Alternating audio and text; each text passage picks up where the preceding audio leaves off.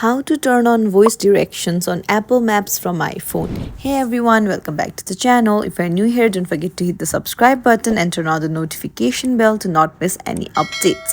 So to turn on voice directions on Apple Maps, what you have to do is go to your iPhone settings, then scroll down and then tap on apps. Then on the search bar, search for maps. Go ahead and tap on it, and then scroll down, and here you'll find spoken directions. Click on it.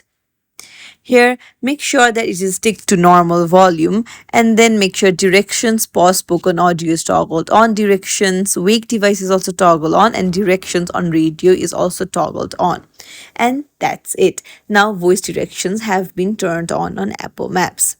If you found this tutorial helpful, don't forget to like and subscribe to our channel for more tips and tricks. Thank you for watching. See you in the next video.